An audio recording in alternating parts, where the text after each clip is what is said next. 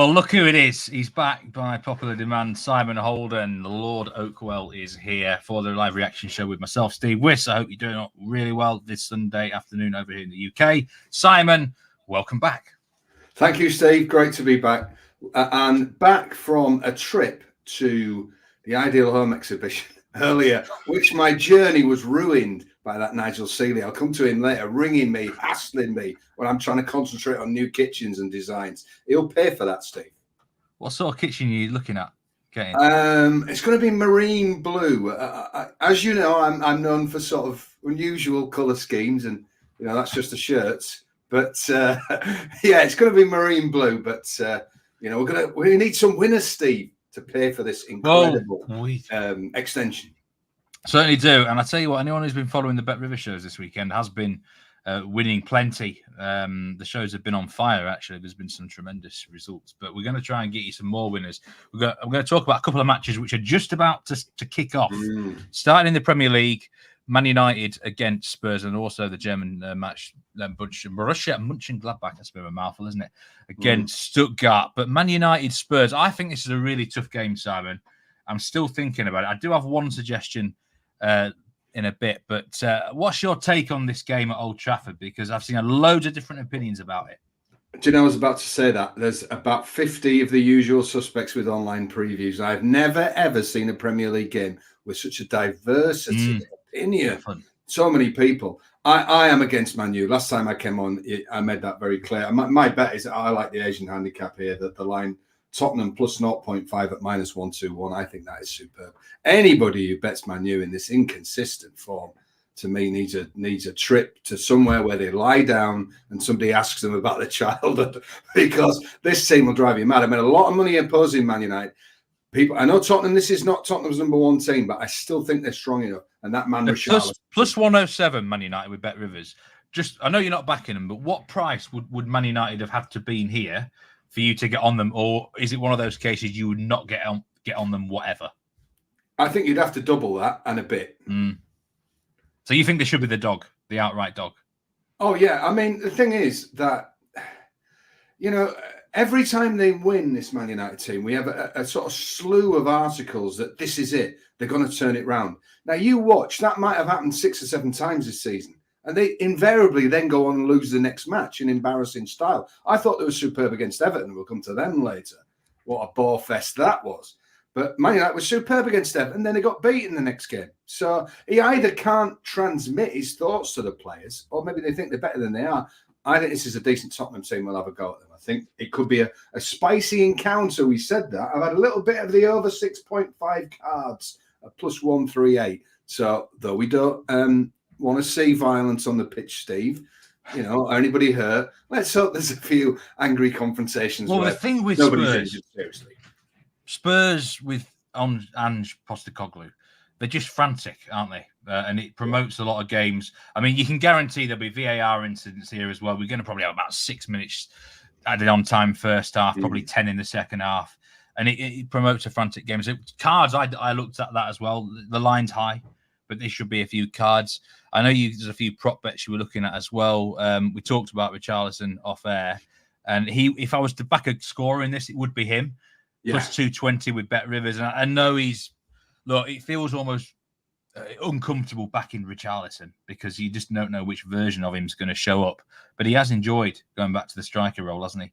And I know you like him. I mean, you think there's even more value for him to hit the back of the net first in this game. I do. I like that plus 540. I said to you that this off air, and I've been saying it. I told you I've got a friend up here at the local golf club, big Tottenham fan, who wasn't a fan of Richarlison and was bemoaning Kane going. And I said, if you can get this guy's head right, make him believe he's the centre of attention.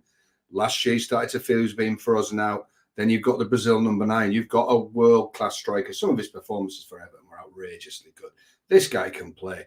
If he hits that sort of streak again, Steve, he could be the guy that carries them, not to the title, but to a top 4 place. I think he's that good.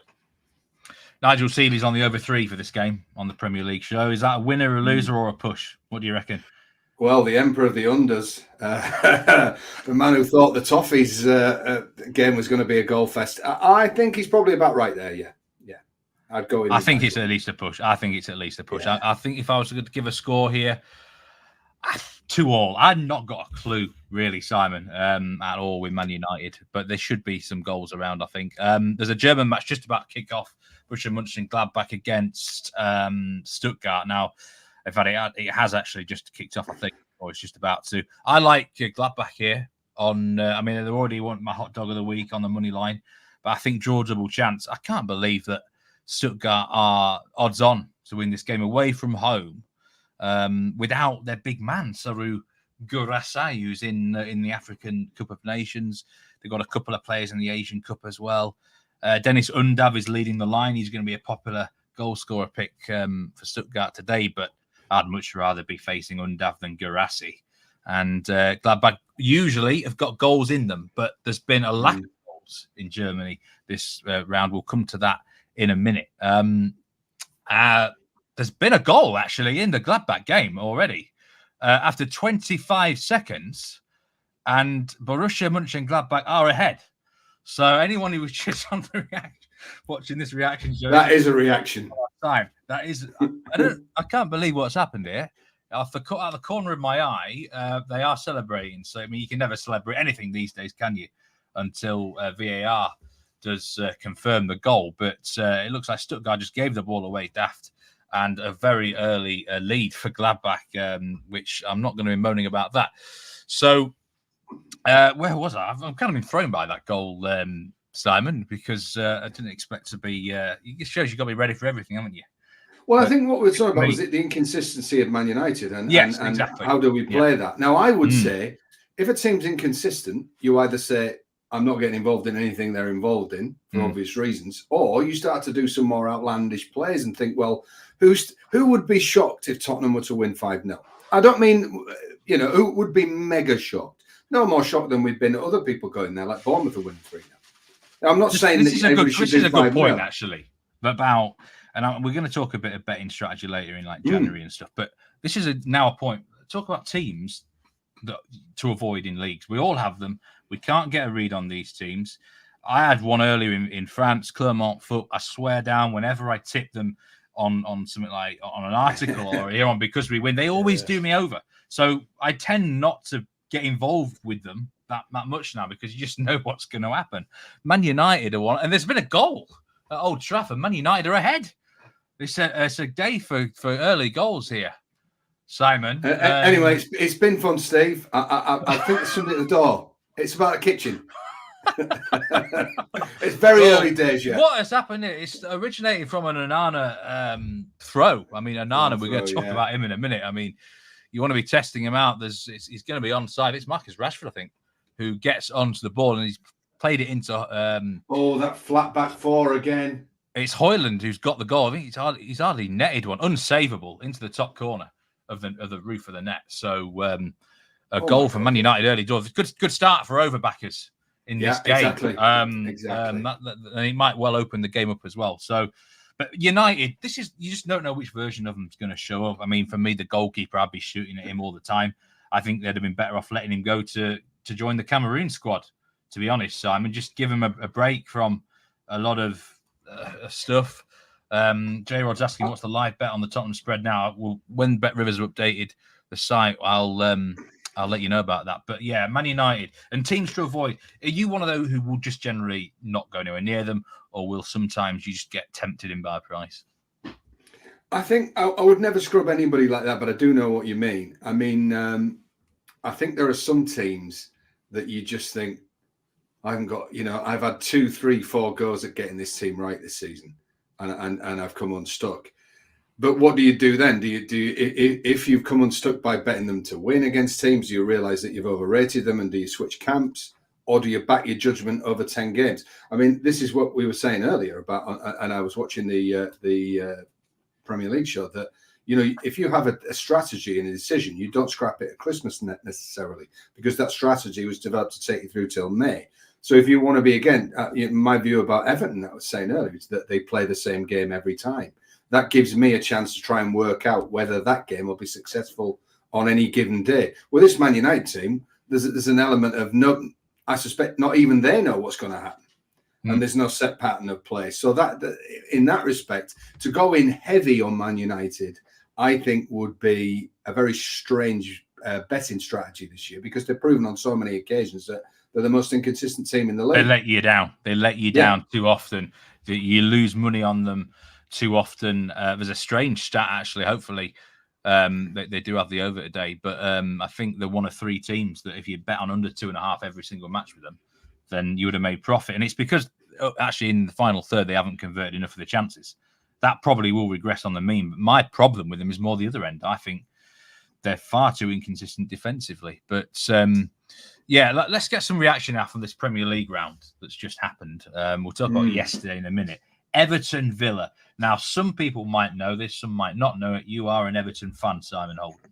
I am indeed. I could just Massively. sort of picture you watching this game earlier, and it would have been you'd have been up and down, like frustration. That I mean, sometimes you're clapping your hands. Come on. I mean, it's probably a good point for Everton. 0-0 is not what you expect with a Villa game very often. What did it tell us about both sides? Because it affects both the relegation battle and the top 4 race, and title race as well. Well, it tells me that Everton, as I've said just now, play the same strategy. You know exactly what you're going to get.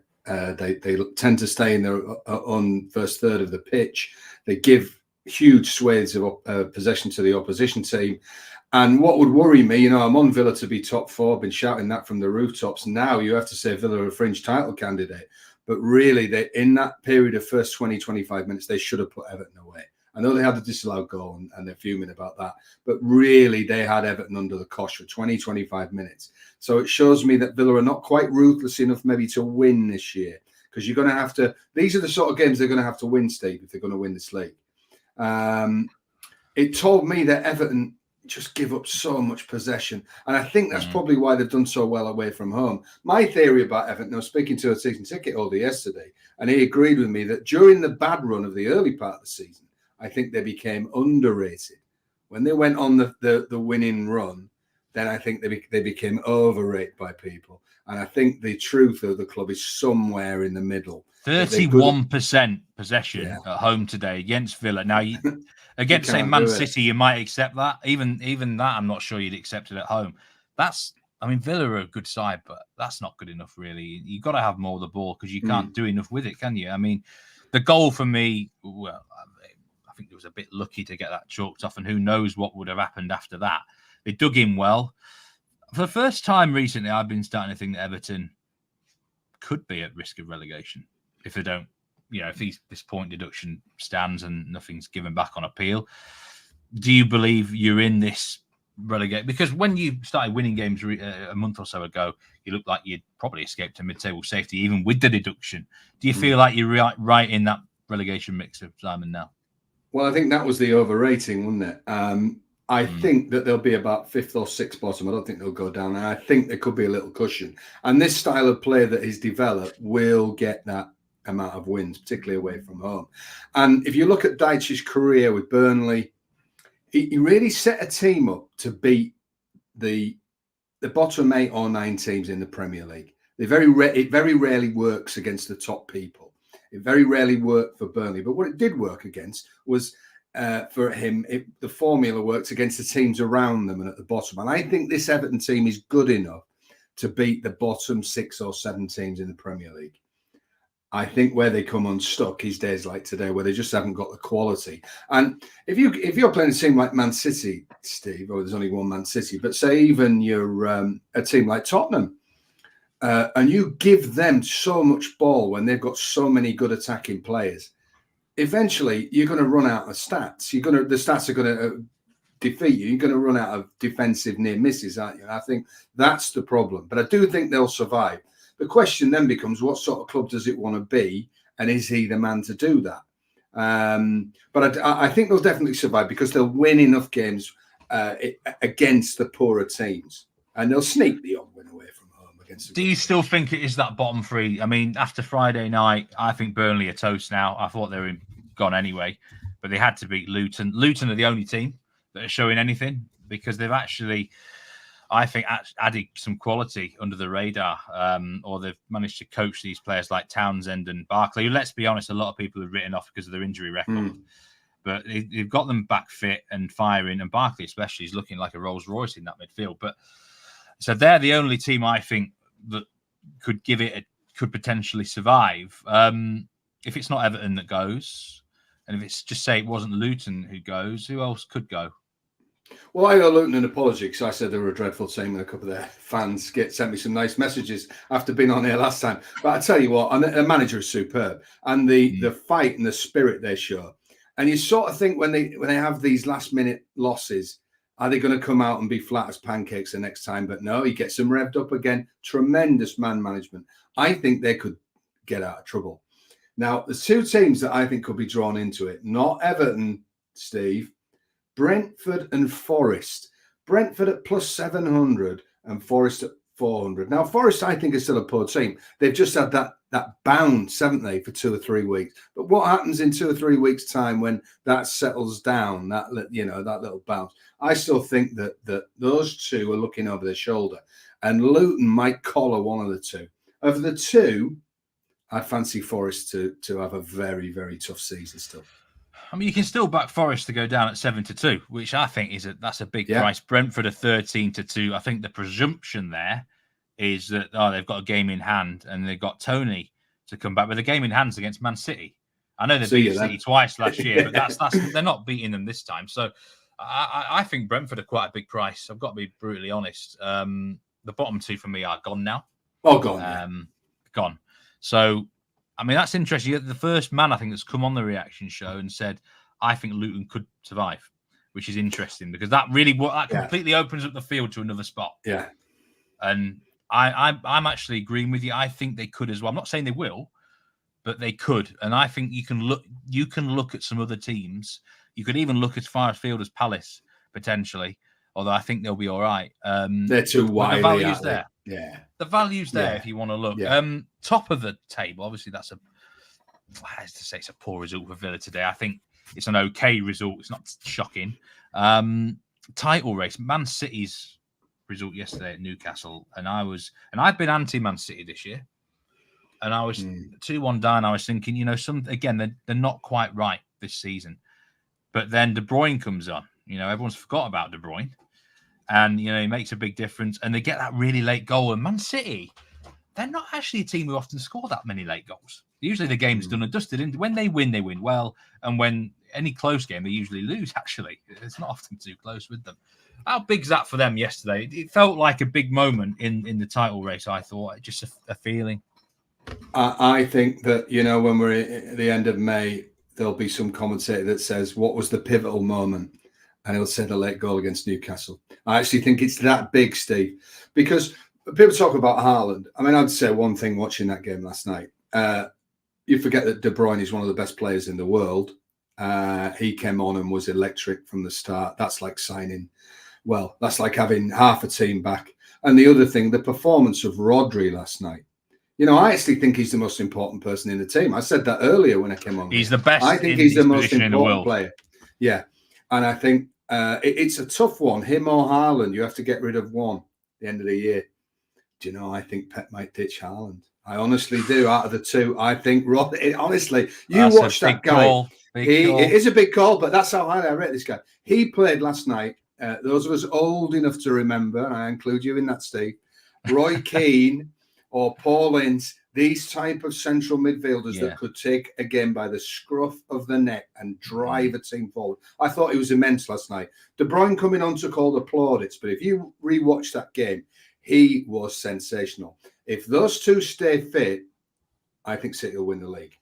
-175 Manchester City to win the league, and we've got one of our big fans on here on Bet Rivers, Paul Laguna, has always said. He's right behind Man City. Me and Nigel and a few others have been saying, Arsenal, Liverpool, it's not Man City's year. And his reaction yesterday was, I think he was loving that win. And City backers would have been loving that win yesterday. -175, though. Would that price be for you or not? Well, as you know, I announced publicly that bet Arsenal. That filtered through to the playing squad, I think, because since then they've been dreadful. I mean, I'm on Villa to be top 4, so I suppose I always want them to be up there. I think it was a better point for Everton than it was for Villa today. I think Villa, if they've got serious title aspirations, one thing Nigel did say that I agree with, that's 2 things in one week, is that Villa's run of games is extremely winnable for the next 6 weeks. They could really put 4 or 5 together. Yeah, if you're looking at outrights, you have got to look at fixture lists. I think certainly the next 6 always. I'll come to that when I've got an outright in the Bundesliga later, actually. But it's I think I say Man City for me now. Yesterday, I'm looking. Arsenal need to rebound quickly. I know there's not a lot of football in January, so they certainly need to beat Palace next up. And Liverpool, I think that they want to get their players back from these international tournaments ASAP. Otherwise, they got to stay in that. You got to stay level with City at least, haven't you? At this stage of the season, because they're so hard to reel in if you get ahead of them and they can catch you very, very quickly. I've predicted about 3 different teams on this reaction show to win the Premier League, Simon. And I'm actually going to sit on the fence at this point in time. I haven't got a clue because things I've said in the title race have not exactly gone apparent. You're funny. You were talking about age just now. There was actually a spread on our show this week about my age. And Dan Roebuck set the line at 35.5 over under. He's got some nerve, that guy. Where would your money be? I think there's somebody at the door again, Steve. Same blog about this kitchen. I would, we've all been under a lot of stress, mate. I wouldn't take it personally. I'd up that line a little bit. Yeah. Well, yeah. I mean, 36 actually is the age. So Roebuck. He's an odds compiler. Bit, I was right. He's an odds compiler. That. So it just reminded me of the show. So, all right, we're going to move on to a couple of things now because actually I just want to talk about Le Havre Lyon. It's live at the minute, 1-0 to Le Havre. Earlier in the day, I actually came on one of the videos I did for the channel. And I said, lean towards under for this game. And there's been a red card. It's all happening across Europe at the minute, Simon. Red card in this game. Le Havre 1-0 up. I generally don't get involved in matches that have got a red card this early because I just think you're asking for trouble, goals or money line or anything. Because the referees sometimes will try and even it out as well. I'm always suspicious of them. So I can't really give an opinion on there. Gladbach still 1-0 up against Stuttgart. And someone was asking about the Spurs. Spurs are now plus 550 to win this game. In running, they've actually responded quite well. Since falling behind. The next goal I would actually say looks like being Spurs actually, if anyone. Yeah, I wouldn't. I think that's about right for a Tottenham win here. You said about this title race and who can be really sure about anything in this Premier League. So I mean, I'm not saying people should do outlandish things and start betting, Tottenham to win the league and Villa and whoever, but. So many things have been quite odd about this year, haven't we? We've thought that the Man City machine is going to kick into gear at any time, and they are getting the key people back, like De Bruyne. But I mean, Pep was very negative a couple of weeks ago, and I think one of the games, the away games, where they interviewed him before. And there's a goal, there's an equaliser for Spurs, and it's Richarlison is on the Richarlison. Now he's heading it home. The great man. We got one thing right. We're off and running. Yeah. There we go. Plus 220. He was Anana. I tell you, I sound like Mark. What's he called? The guy, Goodbridge, is it? Goldbridge. Anana. Anana is awful on this cross. Well, dear me. But yeah, Richarlison, he just completely misjudged the flight of it. Doesn't know whether to come or stay. And Richarlison's headed it home. Poor marking as well. So. Good for the Overs backers, good for the Richarlison, and good for the Spurs backers, and very good for Gladbach backers as well, because they have just gone into a 2-0 lead against Stuttgart. It's not happening for Stuttgart at the minute. I'm going to talk about the Bundesliga outright in a minute. But if this goal stands, then not a good start for VfB. Well, they're just showing the replay now. I mean, your team, Leeds United, used to have a goalkeeper called John Lukic in the glory days. Don't even get me started on him. Now, John Lukic, when a corner came in, they used to play a telephone answer machine, and a voice said, "John's not here at the moment, but if you'd like to leave a message." Well, this guy reminds me of Lukic. He doesn't move when the ball comes in. He just stands and watches it go across him. Dear, oh dear. Mate, Richarlison, the man. Yeah, this is why. Onana for me just doesn't have enough authority. Go Cash. But what was I going to say? Yeah, thanks to Rafa Silva. Appreciate your comments there. And anyone who was behind on the stream, I'm sorry, I couldn't help myself when that went in. Straight up off the bat. But good. That's a good goal for you, Simon. You'll be very pleased with that goal. I can sense a smile on your face. And Tottenham now plus 230. Plus 230 Tottenham. That plus 540 is gone, isn't it? It's even the cleaner didn't get that. Gone now. I say it's all like the goals are going everywhere, and usually these reaction shows like 0-0 or something. But I tell you what, this is never very far away from being interesting. This show, Steve, I tell you. I know. This is what it's all about. Come on, have we had a card yet? Have we had a card yet? I don't know, but it feels frantic enough that a card might come soon because counter attack. I think it'll come. Someone's going to go in cynical. Well. Yeah, someone's going to come cynical. Goal line 4.5 in running at this stage. So if you are on the over 3 or 3.5 at the minute, you're in value, as you would say. Can't spend value though. You need to happen ultimately. No. I keep losing track of where the hell I am. I thought you were at home, Steve. Gosh, right. Premier. Yeah. We're going to move to some European reaction now. This is more my territory, Simon, so I'll lead it away. But I've noticed, and we're going to move into sort of a bit of January betting strategy from this as well, because I've noticed in the Bundesliga this weekend, now Bundesliga has been full of goals all season, come back after the winter break. I think every goal line has gone under this round. Now, the Borussia Mönchengladbach game, this might be an over, we don't know. But rather staggering for me that every single match has gone under the mark for this round. And I've got some theories on this. I think teams are rusty after the winter break, just not sharp enough. And also, we must consider the weather.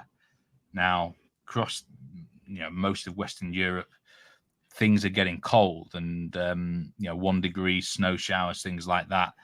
Yeah, I was beaten today. Me and RJ were head to head in a match. Oh yeah, well done, RJ. France. Yeah, RJ absolutely has beaten me. He was on the under in the Mets game. I was on the over. It was 1-0 after 13 minutes. It stayed that way. And one of his reasons for the under was the weather in eastern France. And I think he actually got it right. It's one of those players. Do you ever get a sense they just don't fancy it in terms of? When I say don't fancy it, I mean they don't fancy playing fancy football. They'd rather sort of roll around, get their sort of rub on the back from the physio and things like that. And what is it about the colder weather that promotes more tackling? Teams more committed defensively, things like that. How much do you factor in the weather, Simon, this time of year? Well, asking an Everton fan if they ever watch football and think people don't fancy it, it's got to be the most pointless question ever, Steve. I regularly sit and watch that and think there's 11 of them here that don't fancy it. I think you've got to factor. I mean, I'll give you a classic example. Everyone said it's the worst game ever played. Nigel Seeley was there.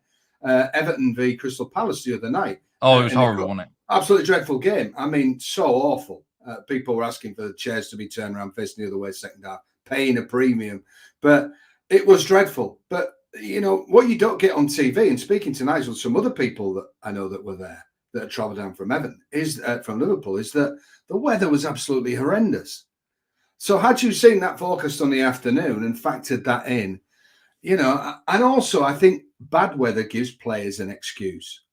So once you hit the hour mark in that game the other night, you could see that everybody had given up and were desperate for that to just finish and get out of there. So I think you've got to factor certainly windy weather. But the problem we got, Steve, in this country is the weather forecasts are so bad that it's not like you can religiously do it. They can't predict a thing, can they? No. And I know it's an island and I know it's not as easy as like on the mainland somewhere, but I think that it's pathetic at times. I totally agree with you there entirely. But I was looking back at these Bundesliga results. I was watching the French games today. And now they've had a winter break as well, although they had the cup round last week. And again, I'm like, it felt like the sort of chances were there, motions were there, transitions were there, but there was just a lack of sharpness, or I don't know, maybe the players aren't thinking as straight because it's not. I mean, there was an over last night, but of course it came in the Principality. Monaco Rams. Now it's a lot nicer down there on the Mediterranean, typically this time of year. So, within a country, you've got to look whereabouts things are at times. But one thing I picked up on in the Premier League show is that, of course, there's been the big debate about people not switching to betting overs after historically looking for the unders in Premier League game. But you made the point, in the French league, it's been the opposite this year, hasn't it?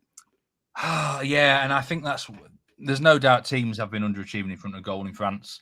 That's not just to do with the weather. I think that's just to do with the makeup of the teams in general. And the managers are quite defensive, and there's too many wasteful strikers. It goes season to season and league to league as well. You've got to adapt, and it probably has been more of an underleague, really, France this season. Bundesliga is really interesting though this year because of the title race. There is actually a title race in. I know there was last year as well, but everyone expected Bayern to be absolutely waltz away with it this year, but they are 4 points adrift of Xabi Alonso's Leverkusen. They've got a game in hand, but Leverkusen scored with the last kick of the game yesterday.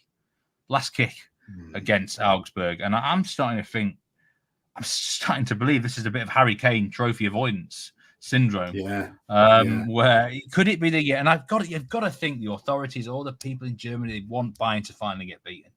And I've just sensing maybe I think Leverkusen could win something this year, whether it be the Europa League or the Bundesliga. I don't actually know if they're still in the German Cup or not. I've got a feeling they're knocked out, but someone might be correct me on that. There is a Bundesliga outright that I'm going to tip on this show, and I might even put it on the next European show, and that is a team to be relegated or actually to finish in the bottom three, and that is Heidenheim, who drew yesterday. But I am definitely looking to oppose them for the rest of the season. They have the worst squad in the league along with Darmstadt. They have the worst metrics in the league along with Darmstadt. I watched them yesterday, Darmstadt. They're terrible. They're gone for me. They got beat easily by Dortmund. Heidenheim for me are not much better, but they're sort of hovering in that mid-table vicinity. They are clear, I think 9 points clear of the drop. That could easily change in the second half of the season. We haven't got outright odds up yet because games are in play. But I think if you can get Heidenheim to be relegated at, say, plus 300, plus 400, well worth a go. And if you can get them in the bottom three, even better.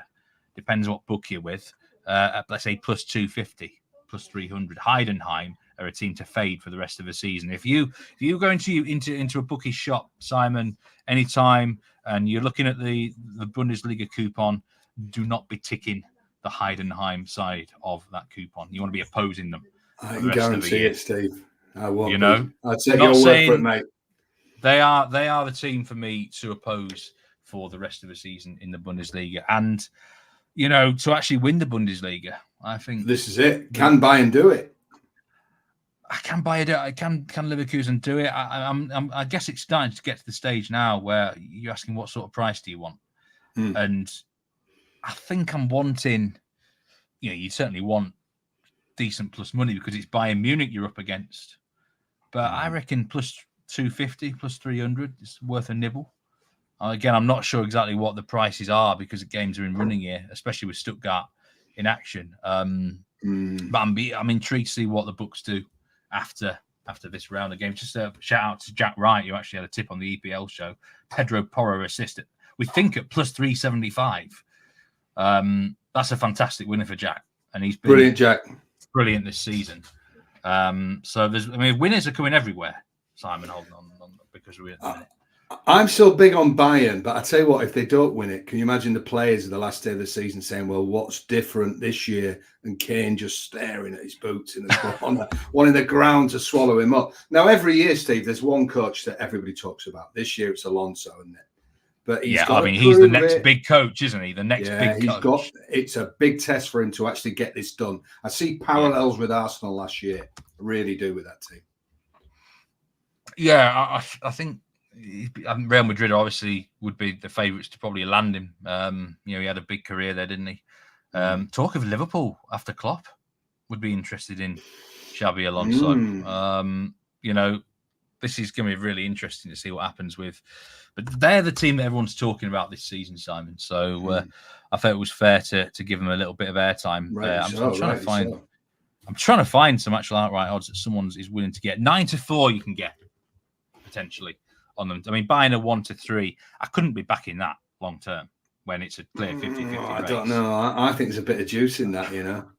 I think there's a bit of juice in 1 to 3. I might have a pop at that. Would you trust Thomas Tuchel in a domestic league campaign, though? I mean, he should have blown it last year. I trust the brand more than him. They're a machine, aren't they? He's just one part of it. They are a machine. That's a fair call. No bank will give you that, although you risk losing the lot, obviously. We're not saying. Couple of other comps that are going on at the minute. African Cup of Nations, Sam. I don't know if it's your sort of thing or not. I want to highlight some videos that James Easton's been doing for the channel. I don't think he's doing it every day, but he'll be giving his thoughts on matches. He's got his main outright pick is Algeria, who I think are quite a dark horse. And I think he was leaning towards Riyad Mahrez in the goal scorer market. The video today, he was like giving 3 or 4 suggestions. Didn't quite know which one he picked. I think he was sitting on the fence. But, you know, African Cup of Nations and international football in January, right? And the transfer window, of course. Is this now a dangerous period for bettors? Because, I mean, I remember some old pros, mentors of mine said they would come the end of the transfer window in February into March. That's when they start to stake more money again. But in January, they're often quite cautious. Would you agree with that? Or are you just a case of don't change anything? If you see an edge, if you see an angle, just same as always? I would say on that, over the last few years, I've watched preview shows, none as good as the Better of Us stuff, but where they say, look out in January, this team will be decimated because they've got losing players to whatever. And 9 times out of 10, very little changes. And more than ever now, to me, football is a squad game, as I think Tottenham are proving now. A couple of weeks ago, Tottenham fans were up in arms, weren't they? Thinking that, oh my God, all these players are out or whatever. But people come in. So, no, it wouldn't. I may lower stakes. And I think January, for weather and for this African Cup of Nations and various other things and transfer windows, is a month to be steady rather than full on. I think the months to get really stuck in for me is March, April, and May. I think then you can really, because the form then will settle down. The teams who finish well, the traditional wobblers you can get stuck into taking on. But, there's still money to be made this month, but probably lower the stakes. But no, people being away would not put me off a team. So like I say, all these doom merchants year after year saying that teams are going to be useless in January, 9 times out of 10 it's proved wrong. Yeah, I'm feeling it more this January. I actually like the international competitions being going on. I'm personally looking hard at the African Nations Cup. I'm having quite a lot of bets out there. I'm not touching the Asian Cup. That's just one too many for me. But what I like about these tournaments going on, there's less transfer talk often. And I hate the transfer window bollocks, for want of another word. It just gets so repetitive, so boring. Who's going to join who, etc. And I think it can affect players' minds quite a bit as well, whether they're staying or going. There's less of that at the minute. We're only mid-month, but I think typically you do have to be careful. Just do that bit of extra research this month. For whatever angle the better, maybe you're a metrics man. Check what players are out. Check what players have come in. If you're, more a field bettor, then again, it's all about just going that extra mile. I tell you what, Spurs have definitely been the better team since equalising for me, Simon. I think they look like next goal at the minute, by the way. Just, I think at the minute you could get another goal and get on top here, mate. This is a sort of 3-2 game now, where it's feeling wild. Are poor. The Man United goalie is absolutely appalling. How have they got themselves in that situation? I really don't. How much did he cost them? Well, he wouldn't have been cheap, would he? I mean, you just sort of wonder. The club has made so many bad decisions on transfer policy in the last 5 years, not the last couple of years, the last 5 years. And it just seems to lurch, doesn't it, from crisis to crisis. Goalkeepers frustrate me very often, right? Especially in France, even Germany sometimes. And I look at some of these underrated keepers under the radar, and I'm like, why Premier League teams not making more of a move on them rather than splash out on 20-odd million on James Trafford? Burnley was far too raw. Anana cost way too much. I mean, this started with Kepa back in the day, I think, with Chelsea. There's been some shocking goalkeepers. I mean, for me, David Raya hasn't been that great for Arsenal this year at times. I don't think No, he's I think long-term the answer. other guy at Arsenal has been very badly done to. I really do. I thought he was superb last year. Snacks Monster says too much. Yeah, we need to find the figure out how much or not. I mean, Mr. Invisible, that's what that goal 100 quid. Him. Yeah. I'd rather have John Lukic now when he's about my age. Don't get me. I mean, I remember John Lukic. I think we lost a game like 7-2 at Sheffield Wednesday back in like 97 or something. And like he was letting balls through his legs and everything. I mean, it was shocking. We had the Battle of Britain, which was Leeds Rangers quickly, because most people won't remember this, but in the game at Leeds, he got lobbed while stood on his line. You can watch the replay. He was lobbed while stood on his own line, the only goalie in history. But there you go. Leeds fans will know what we're on about. But, can you believe that John Lukic kept out David Seaman back in his early days at Arsenal? Yes, he did. Yeah. I mean, what Arsenal would do to have him back now? What, John Lukic? Yeah. Right. So there was one other point of thing on the itinerary here that I was going to talk about. As a match tonight in France, PSG, Lens against PSG. It's a big clash between the top two from last season, and I've had quite a lot of people asking me some questions about this game today. Right. There was a parlay from the handicappers today, fourfold. Unfortunately, it's gone down because of Girona in Spain. But James Easton's pick on that parlay was PSG on the money line, -110. French expert James Easton. I've been following James. He's been doing well with some of his African nations picks this weekend, and he generally don't go against James Easton too often in France. So that will do for me. PSG to win, Simon. I do agree with him on that. I think they show their quality. I think they show their class. Even money you can get on them, which when a top side, it's like having Bayern Munich even money, isn't it? Somewhere when a top side's that price, and they win, and you, at the end of it you're not on it, you're thinking, why was I not on it? Because you don't get those sort of odds very often on these top class outfits. So I think Lens will give it a good game. I mean, both teams probably score. But I would lean towards James's, more than lean. I'd strongly lean towards it. So yeah, for those who are interested in that match, then do get on with it. But what are you looking ahead towards now for the end of the rest of this month in the Premier League, Simon? Because we've got a lot of FA Cup action. We've got very few rounds in the Premier League. We have, and I mean, I was interested on the subject of the FA Cup. I used to play a system of look for a team that are not in relegation trouble. Look for a team that are not in any European competition, and look for a team in form. And that produced a side called Wigan to win it at 66-1. Now, watch Nigel talking about teams like Wolves, Fulham. You backed Wigan. I backed Wigan at 66-1 the year they won. Wow. And when they got to the final, you could still get 6-1 in 90 minutes. So I mean, was it that clever to do it in November or whatever? But and the great Roberto Martinez, people say he never won anything. He certainly did that day. I like the sort of mid-table safe teams who will put a lot of commitment into that competition. I like Nigel's picks in that. I like Wolves. On I Everton, like Wolves a lot this year. Wolves and Bournemouth. Everton won't win it because Bournemouth. They won't put strong enough sides in Everton.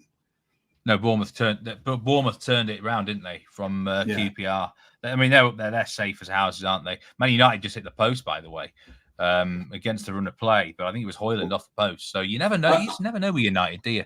No, I think with the cup strategy, you saw. And there is a goal now for Man United. There is. Marcus Rashford is on the score sheet. Well, I said 3-2. I've still got the option to be right. I'm telling you, the goal scoring is not complete here. Oh no, it's not. This is not. This ain't over. I feel like it's only just begun. Yeah, this could be. Lastly, that FA Cup strategy. Yeah. People are playing these mid-table teams. The difference is you want to be betting a team that do not need to worry the following Saturday, whatever happens, can commit to their best 11. My worry is with those bottom 5 teams, they're still going to be thinking, right, it's an important cup game, but the important business is on Saturday in the Premier League. Of course it is. Wolves and Fulham, rock solid middle table teams who'll give anyone a game. I thought Fulham was superb the other night against Liverpool in the Wolves League are just still in the hat, aren't they? They got a replay against Brentford, but you got to think they're going to be the ones that treat that replay a lot more seriously. More serious, exactly. Yeah. And I'm kind of with you. I think, 50-1. You can still get Wolves at 50-1 to win the FA Cup, and that'll be each way terms as well. I don't know what the next draw is. I need to look, but I don't think they've got anyone big, have they? If they were to win against Brentford, but no. I will check. I'm looking forward to the cup. I'm also looking forward to now this Bayern Man City parlay. I'm liking the look of that. I think that could be a bet. Do you know what? Let's work that out. I reckon you could probably get close to Is that about evens? I think it's about 4 or 5, isn't it? If you spin them. I ain't sure. I like that. About that. I reckon I might oppose you on that one. Actually, I might be willing to lay you some terms on that. I think, we shall speak privately. based on this weekend, then you want to be opposing me, right? In terms of the other handicappers, anyway. But I'm liking that. I want to say thanks to you for coming on the reaction show. Pleasure, because you give us a great insight on, especially the Everton insight, the relegation battle insight, and I don't know what sort of state your kitchen will be in next time that we're on. These things take time, don't they? I suppose. Open plan. That means the roof will be off. What I'd say with Everton is pick your poison. When they're playing a team who are inferior or as good as them, then the Deitch factor comes into play and bet them. But oppose them like mad against the top 6. And Everton can win you money. You've got to just pick your poison. Pick the right spot. Their strengths. Pick the right spot. I've got to give some shout outs before we go. The YouTube channel. If you're watching live now and you're not already subscribed, just do hit that subscribe button. It would be greatly appreciated. The likes numbers are up. Let's keep it going. Help us out. Appreciate anyone who's come in here and commented live as well. Welcome in, and thanks for anyone who's been commenting on the videos this week too. I've made it a point to try and get back to as many of you as I can on my own YouTube account, and I know there's other admin that are looking at it as well. We've got it's been a really good weekend for because we win in terms of the EPL show. The European show has been some big winners. Danny Ellie had a huge winner on Cagliari earlier. 2-unit win for RJ against my own self today. Fair play to him there. And, the Australian Open, Rory Giuwani and Sean Calvert's top class. There's some brilliant content. This is a really great month to actually get on board for the app because we win team bets, isn't it? Oh, it is, yeah. This seems the best in the business. And don't take a snapshot of one weekend. This is a long-term strategy. This is a game where we're here for the long term. So stick with it. Ride it out. These people are the best in the business. So, and this is a great channel. It's growing all the time. And I think this show's going from strength to strength, Steve. Particularly, I've enjoyed 2 of them that have stood out for me in this reaction show. They're the 2 that I've been on, obviously, but some of the others have been top notch as well. So you want the best reaction, this is the place to come on a Sunday afternoon. Well, we're just trying to do our best to get as many winners as we can for you, whether that be live or thoughts outright. I know, I get a lot of questions each week about the outrights. So this is a good sort of time for me to talk about that. I also want to point people in the direction of the Instagram account on at Because We Win. Do give this one a follow. We're trying to we're just trying to grow it. It's a small one at the minute, 443 followers. Let's get that to 500 by the end of the day, or the end of the week or whatever. I'm not actually a big Instagrammer, Simon, I must admit, but some of the guys do love that app, and there is some exclusive content actually on Instagram. Well, we're about the same age, Steve, so it's probably the younger end for us, but I'm prepared to give it a go if you are. I didn't know we were at the same school till today. At the same time, I found out now you're giving your age away. Yeah. The line on your age, right? You haven't got a strong enough pencil to draw the line on my age. My 18th birthday was announced in the Doomsday Book. That's what we going, 55 and a half? Oh, I tell you what, you support a guy and he kicks you like that. I am 52, 53 very soon. Well, cash will be accepted. Because we win. 62, someone says. Snacks Monster said 62. Just silence them. Well, King of Under. My hair was black yesterday until I came on this show. Oh, mate, I've had a lot of fun with you today, I must say. Yeah. And thanks for everyone who's come on board. Final prediction for this Man United Spurs game? Give me a full-time score. 4-3 Tottenham with Richarlison to score the winner in the 99th minute. If that's the case, get on him to be booked. Has he already been booked? Get on him to be booked because that shirt will come off. Yeah, and mine will. That shirt will come off. Rofo Silva, thanks. Really appreciate your support, Thank mate. you, Twitter, Rofo. on YouTube as well. I know you've been one of the big supporters right from day one. And you loyal watchers, listeners, you know who you are. But as I say, I've really felt we've got some great content this weekend. We're mixing up in the European show. Some bigger prizes winners as well. I challenged some of the handicappers. I said, let's be a bit ballsier here. And you know what? They've absolutely listened. And the gauntlet was laid down, and it was well and truly. What's the word? Not survive gauntlet. Lay down the gauntlet. You attack it with grasped vigor. it. Yeah, grasped it. Yeah. Well, that's going to be it. Gauntlet now. That's going to be it for this show. Hopefully we'll see you at some point again soon on this reaction show. Hope so. Yeah. And keep enjoying hitting those balls on the golf course, mate. Yeah, and if not, then I know you'll be betting on Bayern and Man City. So take care, everyone. Chuck Usyk in and make it a treble. I knew you had to get Usyk in. Usyk had to come in at the end of it. Cheers, That folks. is the final. See you all. Take care. And good luck for the rest of the week.